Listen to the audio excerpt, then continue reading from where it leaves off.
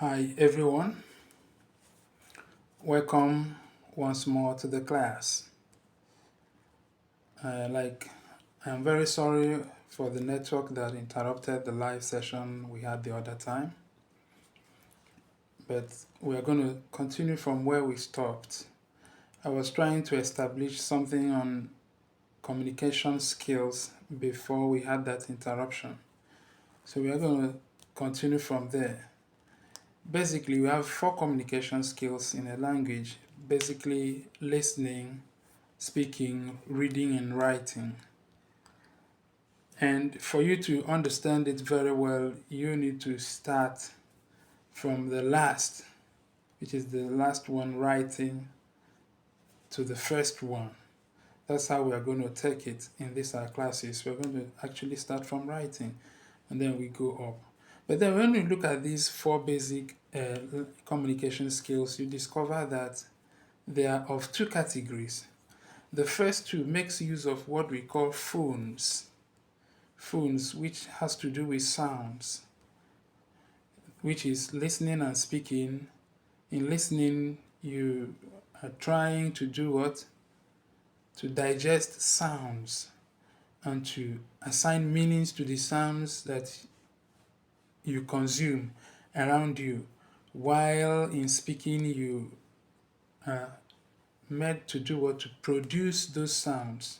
You're trying to communicate to someone in sounds and you are expected to make sounds that will have meaning, and you expect that person to understand the meaning of the sound the very way you produced it.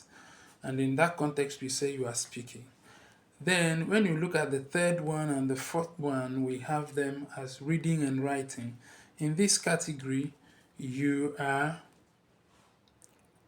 assigning meaning to orthographic symbols being encoded on a paper or on e-materials. You try to assign the same meaning the writer had in mind while writing to the very object you are reading. Then writing has to do with communicating your ideas in orthographic symbols in a way that someone else who is going to be the reader will not have the same understanding you have in your mind while writing. I'm not going into detailed explanation because of time. I'm just trying to give a background from where we can assess other things in this course. Now, for us to start with writing, a whole lot comes to mind. From the first time we are introduced to school, they usually introduce us to what is called alphabets, or also known as letters. Now, these alphabets or letters, they are the smallest unit of what? Of meaning when you are discussing writing. That's the smallest unit. And in English, we recognize 26 letters or 26 alphabets. Now, after those alphabets and letters, we now have what we call morphemes. We have what we call what? Morphemes. I think I'll turn to the board so I can actually demonstrate, but all of us, we know alphabets, our A, B, C, D to Z, we know it very well. Now we have, after alphabets, we have what? Morphemes. Now, morphemes, like I said, we are starting with writing.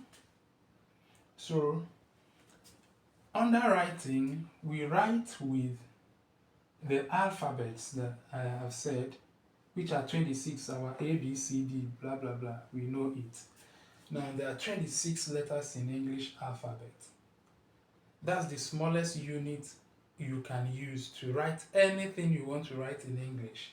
Now, apart from the alphabets, in writing you have alphabets.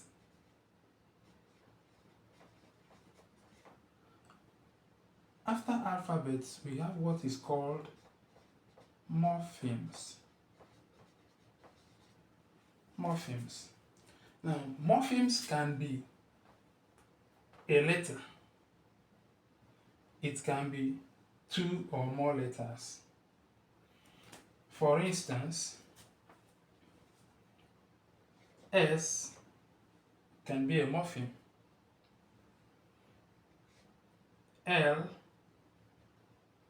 Ly can be a morpheme. Ful can be a morpheme. Ies can be a morpheme. Now, for instance, lad can be a morpheme.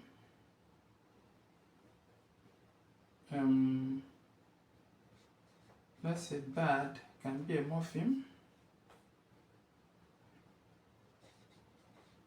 God, morpheme, etc. Now, when you look at this, you'll discover that the first things I wrote here, this one, this one, this one, and this one, cannot make any sense on their own. They cannot make any sense on their own. But when you look at this one, this one, this one, they are simple words that we know. Simple words that we know. In other words, morphemes are of 2 categories. The first category is the one we call the root. The one we call the root. If you don't call it root, you call it base. You call it base or simple words. You can as well call them what? Simple words. Now, the second category is what we call the bound morphemes.